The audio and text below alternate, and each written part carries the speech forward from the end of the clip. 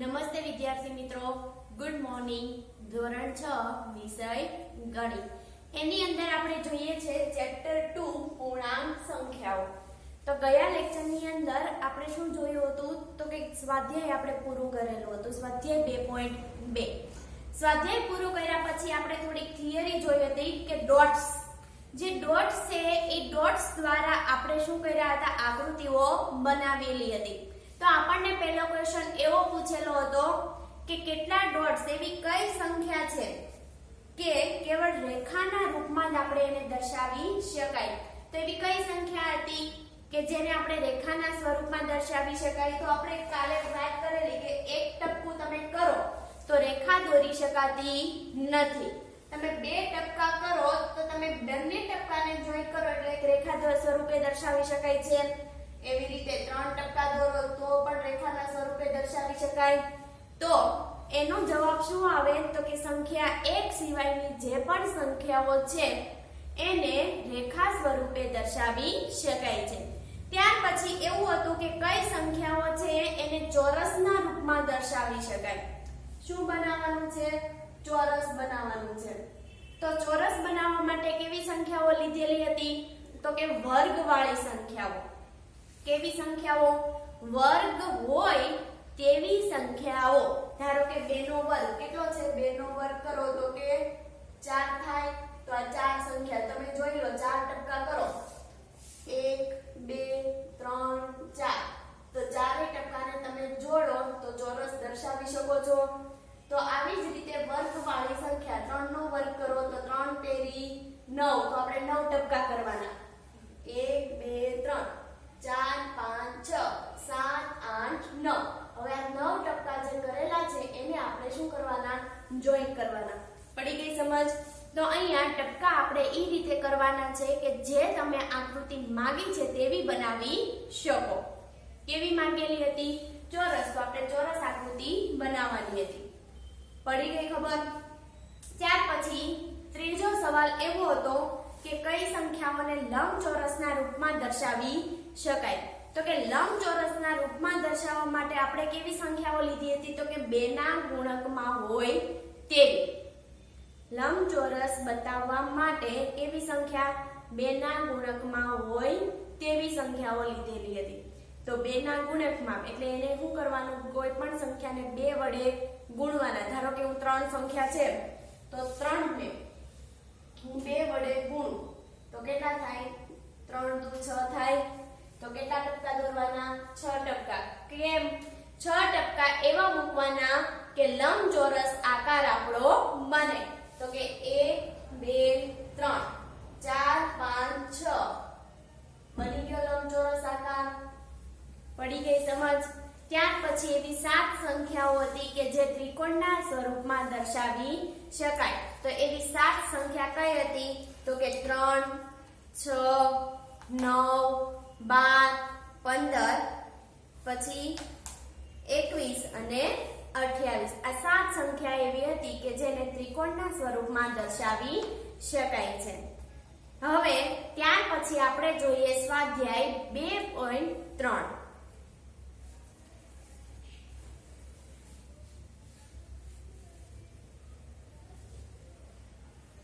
ચલો, સ્વાધ્યાય 2.3 ની અંદર એવું કીધું છે, પ્રશ્ન 1 આપેલો છે કે નીચેનામાંથી કોનો જવાબ શૂન્ય નથી. તો લખીએ આપણે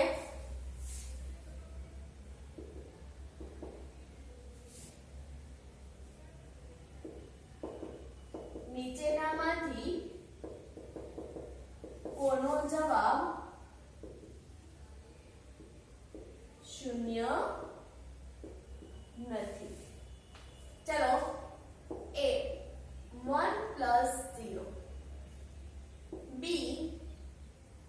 0 × 0, C 0 ના છેદમાં 2 અને D 10 - 10 છેદમાં 2. ચાલો, શું કીધું છે કે નીચેનામાંથી કોનો જવાબ શૂન્ય નથી. તો આપણે શું કરવા પડશે? ના દાખલા ગણવા પડશે. ચાલો કરીએ કે 1 + 0 એટલે કેટલા થાય? 1 થાય. 1 + 0 એટલે કેટલા થાય? 1 થાય. તો ચાલો આનો જવાબ 0 આવ્યો નથી આવ્યો એટલે શું એને કહેવાય does not equal 0. does not equal 0 એટલે તમને ખબર કે આ બે લીટા કરું એટલે શું કહેવાય એને બરાબરની નિશાની કહેવાય. તો કે 1 અને 0 સરખા છે નહીં. બરાબરની નિશાની ક્યારે લાગે કે ડાબા બરાબર જબા એટલે કે બંને ભાગ સરખા હોય, ડાબા પણ સરખું અને જબા પણ સરખું હોય ત્યારે આપણે શેની નિશાની મૂકવાની ઇક્વલની નિશાની. પણ અહીંયા ડાબા બરાબર 1 છે જબા બરાબર 0 છે, બંને સરખા છે નહીં એટલે શું આવે ઉપર તમે એક લીટી મારજો આડી એટલે એને કહેવાય does not equal. પડી ગઈ સમજ? ચાલો તો અહીંયા એનો જવાબ છે એનો શૂન્ય આવ્યો નથી. ત્યાર પછી બીજો દાખલો ગણીએ કે 0 ગુણ્યા 0. તો 0 ને કોઈ પણ સંખ્યા સાથે ગુણો એટલે શું આવે 0 જ આવે. ત્યાર પછી 0 ના છેદમાં 2 તો કે 2 ને 0 સાથે ભાગી શકાય નહીં એટલે શું આવે 0. ચાલો 10 - 10 છેદમાં 2. 10 માંથી 10 જાય તો કેટલા આવે 0. 0 ના છેદમાં 2 પાછી આની જેવી રકમ થઈ ગઈ. 2 ને 0 સાથે ભાગી શકાય નહીં એટલે શું આવે 0 આવે. તો જુઓ આપડા 3 B C D ઈ ત્રણેયમાં આપણો જવાબ શું આવ્યો 0 0 આવ્યો. સવાલ આપણને એવો માંગ્યો છે કે નીચેનામાંથી કોનો જવાબ શૂન્ય નથી. તો કોનો જવાબ આમાંથી શૂન્ય નથી તો કે અહીંયા એનો. કેમ આપણો જવાબ 1 આવ્યો એટલા માટે એ જે સવાલ છે એનો જવાબ શૂન્ય નથી. તો શું લખાશે અહીંયા કે આમ વિકલ્પ કયો છે આપણો A. તો કે આમ વિકલ્પ A નો જવાબ શૂન્ય નથી. પડી ગઈ સમજ? તો અહીંયા આ જે પણ અત્યારે આજના લેક્ચરમાં દાખલા ગણાવાય તે તમારે પાકી બુકમાં લખવાના છે. ચાલો ત્યાર પછીનો બીજો ક્વેશ્ચન જોઈએ.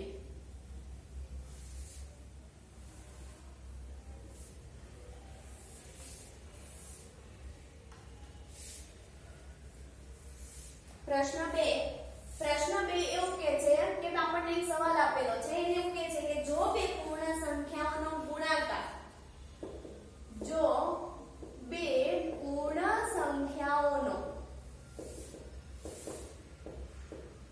ગુણાકાર શૂન્ય છે તો શું આપણે કહી શકીએ છીએ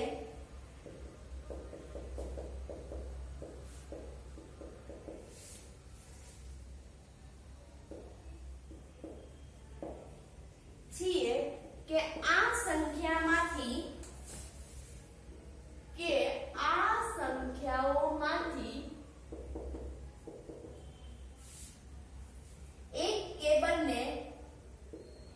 એક કે બંને સંખ્યાઓ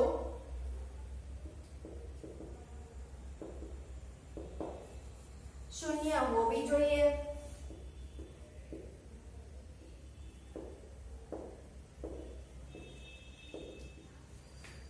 ઉદાહરણ આપી ઉત્તર જણાવો.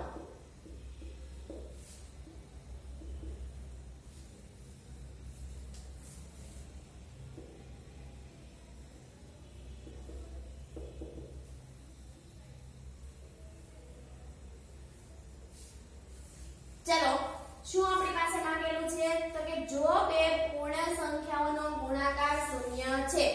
શું એને કીધું કે કોઈ પણ બે પૂર્ણ સંખ્યા છે ઈ બંને પૂર્ણ સંખ્યાઓનો તમે ગુણાકાર કરો તો ગુણાકારનો જવાબ કેવો મળે? આપણને શૂન્ય મળે.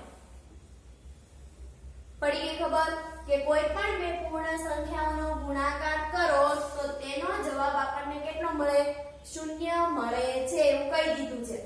તો શું આપણે એવું કહી શકીએ કે જે સંખ્યાઓ છે એમાંથી આ સંખ્યાઓમાંથી એક અથવા તો બંને સંખ્યાઓ શૂન્ય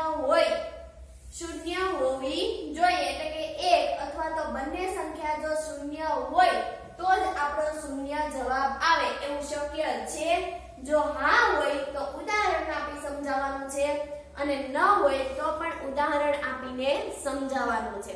ચાલો આપણને કીધો છે ગુણાકાર કીધો છે તો ગુણાકાર માટેની તટસ્થ સંખ્યા કોણ છે? 1 છે. 1 ને તમે કોઈ પણ સંખ્યા સાથે ગુણો એટલે પોતે જે સંખ્યા હતી તેની તે જ આવે. પણ અહીંયા આપણને શૂન્ય માંગ્યો છે તો ખબર છે કે 0 ને આપણે કોઈ પણ સંખ્યા સાથે ગુણીએ એટલે આપણો જવાબ કેવો આવે? શૂન્ય જ આવે છે. તો અહીંયા આપણા માટે આ કયો જે વિધાન આપેલું છે કેવું થયું? આપણા માટે સાચું થયું. કેમ? તો કે બે પૂર્ણ સંખ્યાઓનો ગુણાકાર શૂન્ય છે. તો શું લખાશે કે હા જો બે પૂર્ણ સંખ્યાઓનો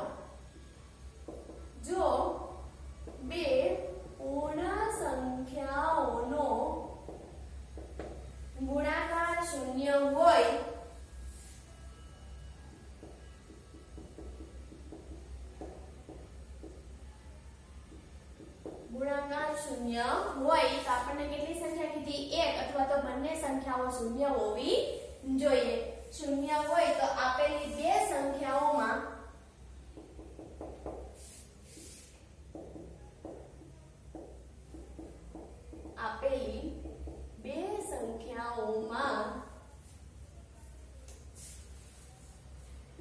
એક સંખ્યા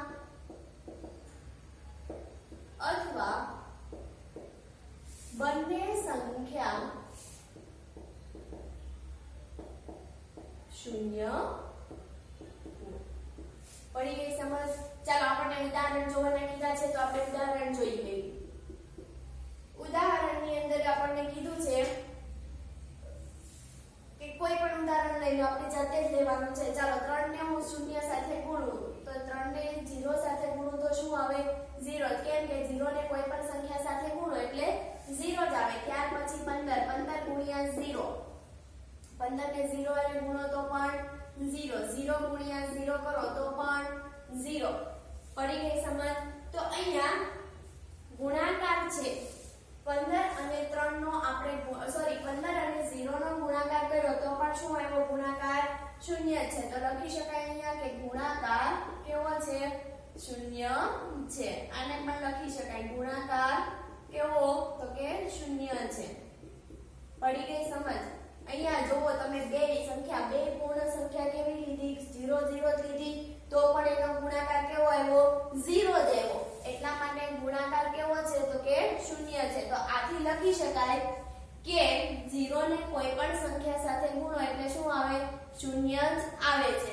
તો શું લખાશે અહીંયા કે શૂન્ય સાથે કોઈ પણ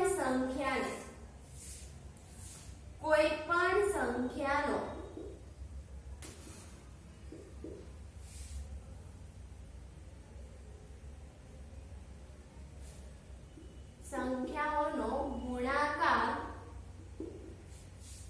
કેવો મળે? શૂન્ય જ મળે છે. પડી ગઈ સમજ? તો આ દાખલો તમારો અહીંયા પૂરો થઈ ગયો. શું કહેવા માંગતું હતું? તો કે જો બે પૂર્ણ સંખ્યાઓનો ગુણાકાર શૂન્ય છે તો આપણે એવું કહી શકીએ કે કાં તો એક સંખ્યા અથવા તો બંને સંખ્યા શૂન્ય હોવી જોઈએ. તો આપણા માટે આ વિધાન સાચું થઈ ગયું કે હા ગુણાકાર કેવો છે? શૂન્ય છે. ક્યારે શૂન્ય થાય? તો કે એક અથવા તો બંને સંખ્યા શૂન્ય હોય ત્યારે. પડી ગઈ સમજ? હવે ત્યાર પછીનો આપણે પ્રશ્ન 3 જોઈએ.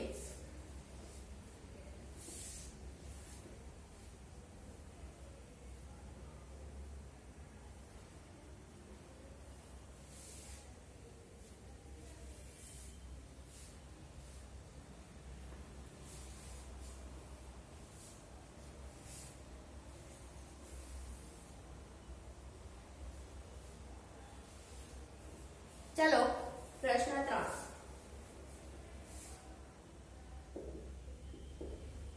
प्रश्न 3 પણ સેમ આના જેવો જ છે પણ ત્યાં થોડું ટ્વિસ્ટ કરીને આપેલું છે. એને એવું કીધું કે જો બે પૂર્ણ સંખ્યાઓનું ગુણનફળ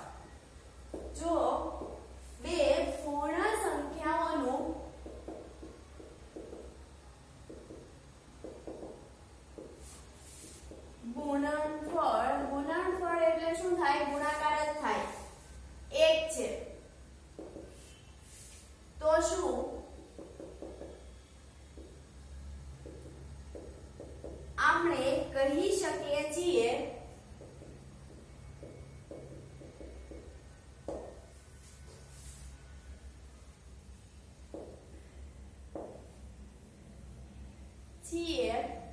કે આ સંખ્યાઓમાંથી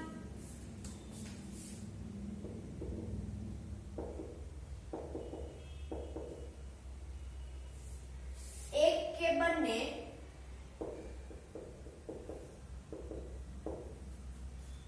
એકના બરાબર હોવી જોઈએ.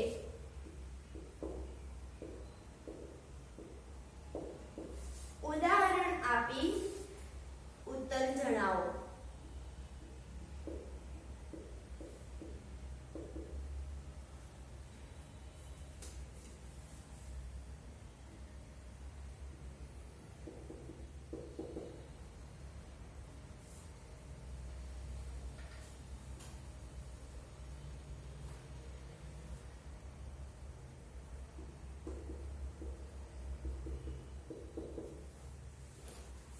चलो प्रश्न 3 जो બે પૂર્ણ સંખ્યાઓનું ગુણનફળ 1 છે.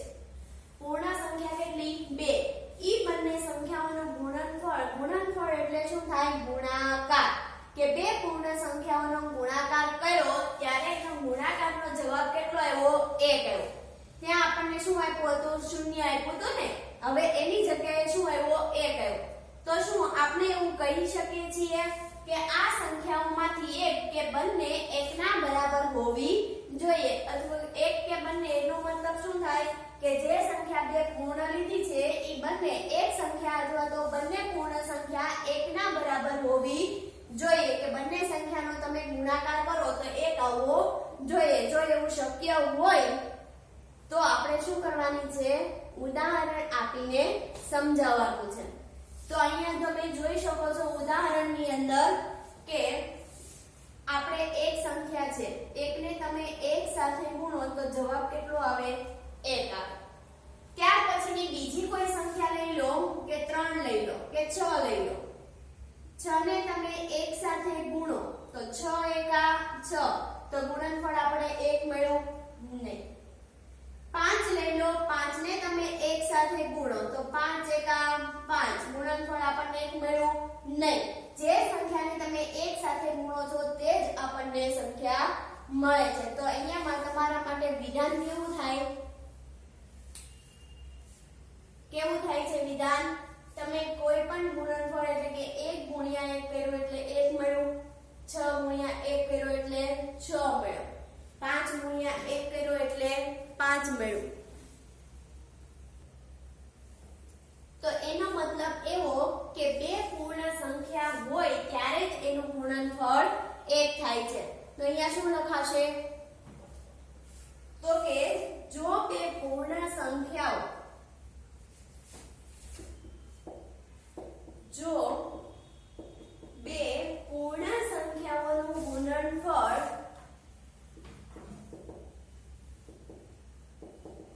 સંખ્યાઓનું ગુણનફળ એક છે એક હોય તો બંને સંખ્યા કેવી મળે એક જ મળે છે. તો બંને સંખ્યાઓ કેટલી હોય એક જ હોય. ઉદાહરણ તરીકે તમારે જોવું હોય તો કયું આવશે 1 ગુણ્યા 1 કેટલું મળ્યું 1 એકા 1. પરંતુ તમે બીજું કોઈ ઉદાહરણ લઈ લો કે 6 ગુણ્યા 1 તો 6 એકા 6. 3 ગુણ્યા 1 તો કેટલા આવ્યા 3 એકા 3. 7 ગુણ્યા 1 તો કેટલા આવ્યા 7 એકા 7. તો અહીંયા આપણને જે ગુણનફળ 1 માંગ્યું છે તે આવતું નથી. તો આના માટે શું લખાશે તો કે બે પૂર્ણ સંખ્યાઓ જો બે પૂર્ણ સંખ્યાઓ એક હોય પૂર્ણ સંખ્યાઓ 1 હોય તો જ તે સંખ્યાનું ગુણનફળ કેટલું મળે? 1 મળે. જો બે સંખ્યાઓ 1 હોય તો જ તેમનું ગુણનફળ 1 મળે. પડી ગઈ સમજ? હજી એક વખત સમજાઈ દઉં છું કે જો બે પૂર્ણ સંખ્યાઓનું ગુણનફળ 1 છે તો શું આપણે એવું કહી શકીએ કે એક અથવા તો બંને સંખ્યા 1 ના બરાબર હોવી જોઈએ? ઉદાહરણ આપી ઉત્તર જણાવો. તો અહીંયા આપણે કહી દીધું કે બે સંખ્યાઓનું ગુણનફળ 1 છે તો એવી બે પૂર્ણ સંખ્યા તમે લઈ લો તો એનું ગુણનફળ 1 મળવું જોઈએ. આપણે 1 થી ન ચાલુ કરીએ. 1 ને તમે 1 સાથે ગુણો તો 1 એકા 1, 2 ને તમે 1 સાથે ગુણો તો 2 એકા 2, 3 ને તમે 1 સાથે ગુણો તો 3 એકા 3, 4 ને તમે 1 સાથે ગુણો તો 4 એકા 4. તો અહીંયા આપણને બંનેનો ગુણાકાર 1 મળવાનો કીધો છે એવું પણ શક્ય છે તો કે 1 વાર. તો એનો મતલબ એવો કે બંને પૂર્ણ સંખ્યા 1 હોય તો જવાબ આપણને 1 મળે. અહીંયા જો તમે એક પૂર્ણ સંખ્યા 2 છે અને બીજી કોણ છે 1 તો આપણને 1 મળતો નથી. ગુણાકાર કરો એટલે 1 મળે નહીં. તો આ જે વિધાન આ તમારા માટે છે એનો મતલબ એવો કે જે એક પૂર્ણ સંખ્યા હશે તેને કોઈ પણ સંખ્યા સાથે ગુણો તો ગુણનફળ 1 મળે નહીં. ગુણનફળ 1 શેમાં મળે? તો કે બે પૂર્ણ સંખ્યાઓ 1 હોય, બે પૂર્ણ એટલે કે વારાફરતી જે સંખ્યા આપણને લીધી છે તે. આ બંને સંખ્યા કેવી હોય? 1 હોય તો જ ગુણનફળ 1 મળે છે. પડી ગઈ સમજ? અહીંયા તમે જ્યારે પણ દાખલા ગણાવો એટલે ચોપડી અને નોટ તમારી પાસે જ રાખવાની છે. આ જે દાખલા ગણાવેલા છે તે તમારે પાકી બુકમાં લખવાના છે. ત્યાર પછીનો હવે આગળનો પ્રશ્ન જોઈએ, પ્રશ્ન 4.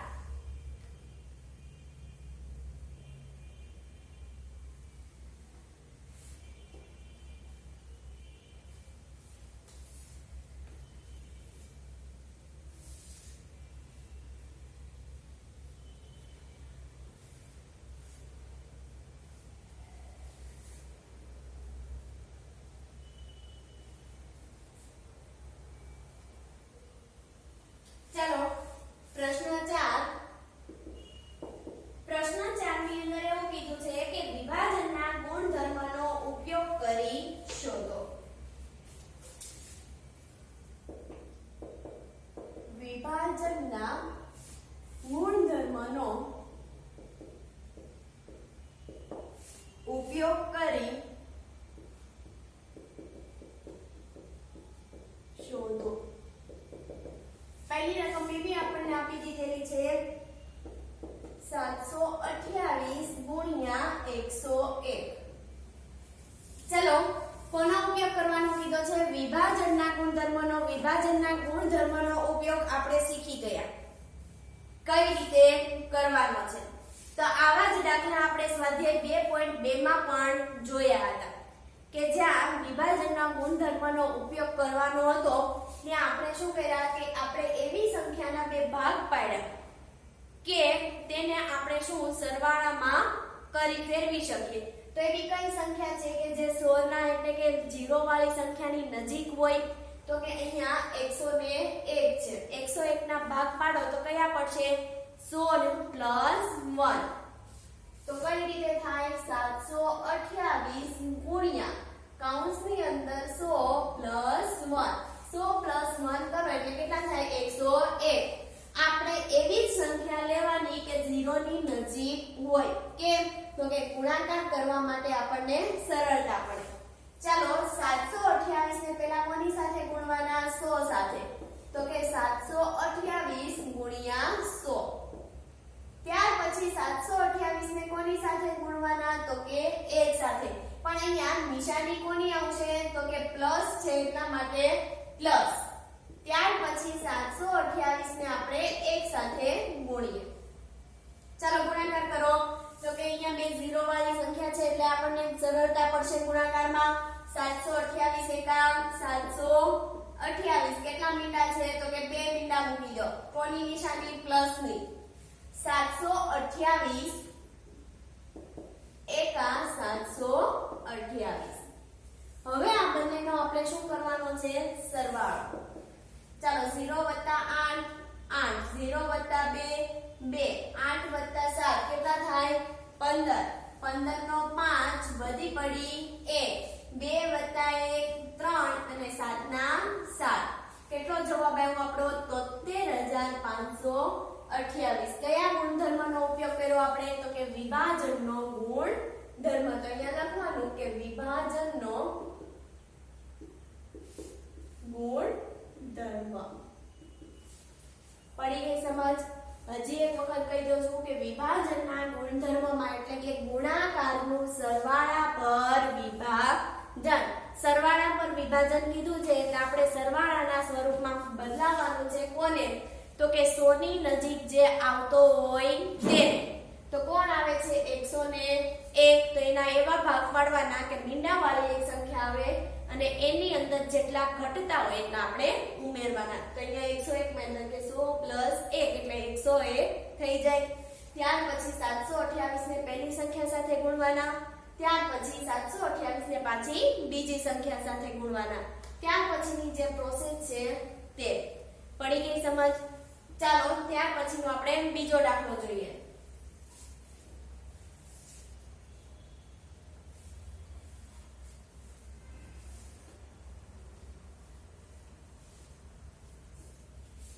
ચલો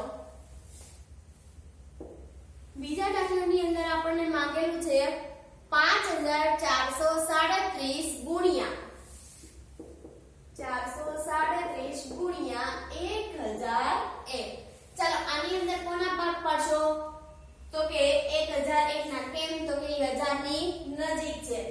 તો 5437 ગુણ્યા સરવાળો કરવાનો ને કેટલા ઉમેરવાના તો કે 1000 + 1 એટલે કેટલા થાય 1001. કોનો નિયમ વાપરો અહીંયા તો કે વિભાજનનો ગુણધર્મ. વિભાજનનો ગુણધર્મ થઈ ગયો. અહીંયા ગુણાકારનો સરવાળા પર વિભાજન એટલે કે આપણે એવી સંખ્યાનો આપણે શું કર્યો ભાગ પાડી દીધો. ચાલો 5437 ને પહેલા કોની સાથે ગુણવાના તો કે 1000 સાથે. 5437 ગુણ્યા 1000 ગુણાઈ ગયા. ત્યાર પછી કોની નિશાની આવે છે તો કે પ્લસની. હવે કોની સાથે ગુણવાના તો કે 1 સાથે. 5437 ગુણ્યા 1. પડી ખબર? ચાલો ગુણાકાર કરવામાં સરળતા કેમ તો કે 0 વાળી સંખ્યા આવી ગઈ એટલા માટે. તો કે 5437 એકા 5437 કેટલા 0 છે 1 2 ને 3 તો 3 0 અહીંયા મૂકી દો. કોની નિશાની પ્લસ. 5437 એકા 5437. ચાલો સરવાળો કરો. 0 + 7 7, 0 + 3 3, 0 + 4 4, 7 + 5 કેટલા થાય 7 ને 5 12.